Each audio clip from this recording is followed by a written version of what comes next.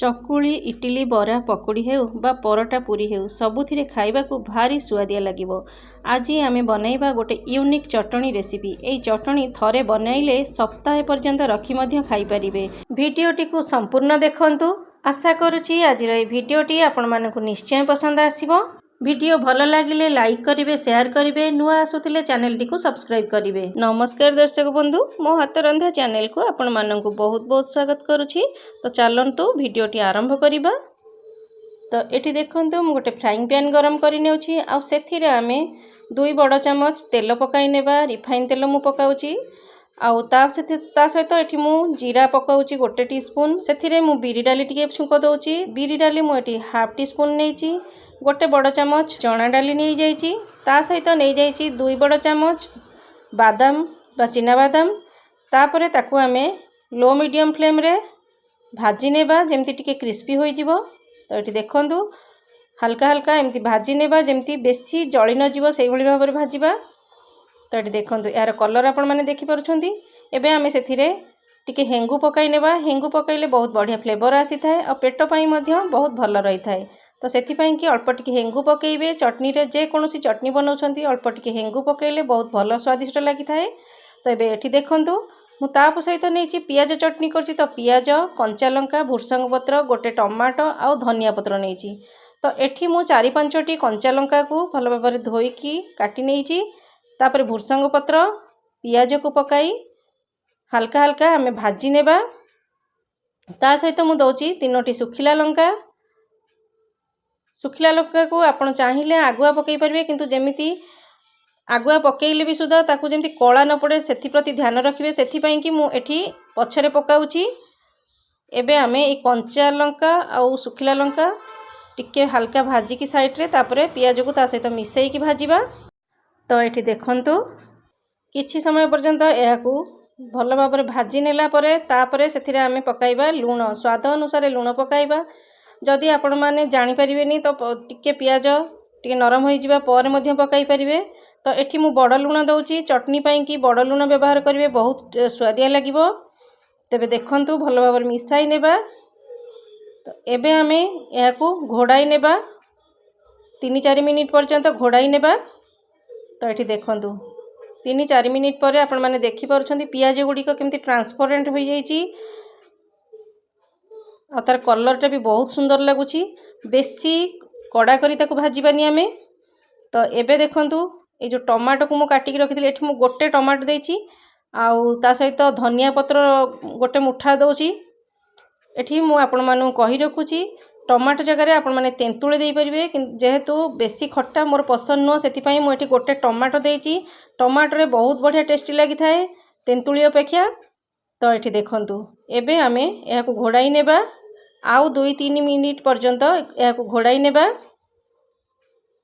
तो देखंतु 2-3 मिनिट होई गलानी। सब गुडी को केमती टमाटो आ धनिया पत्र केमती हल्का हल्का नरम होई जाईची आपण माने देखि पारुछंती। एबे आमे एहाकू आउ टिके टिके भाजी नेबा। तो एठी देखि पारुछंती सब गुडी को केते सुंदर भाबरे नरम होई गलानी। एबे आमे फ्लेम को बंद करि देबा आ ताको ठंडा हबा पर्यंत छाडी देबा। तो देखंतु गैस रो फ्लेम को बंद करला परे मु याको ठंडा हबा को छाडी देइथिली। ठंडा होई गलानी। एबे मु गोटे मिक्सी जार नै जाउची।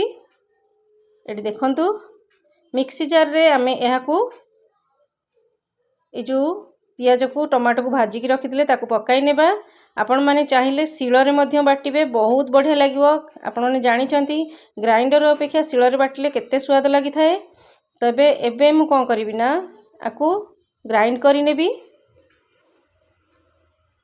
एठी देखंतु मु ग्राइंड करि सारलिनी आ सेथिरे मु जमा भी पानी देइनी। जदि आपण मानकु टिके पानी दरकार तो अल्प टिके पानी देई परिबे, किंतु मु पानी बिल्कुल भी देइनी।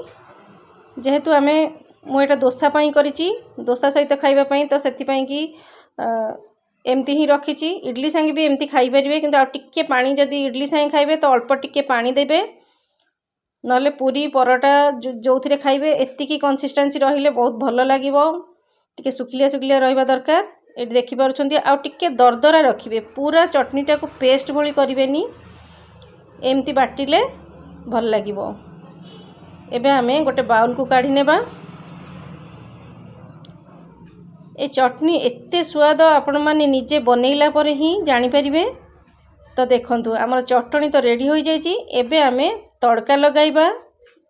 जेहेतु आमे चटनी बनाऊे ता ऊपर टिके तड़का दे देले बहुत बढ़िया फ्लेवर आसीबो, बास्ना भी बहुत बढ़िया हबो। अल्प टिके आमे तेल पकाई नेबा।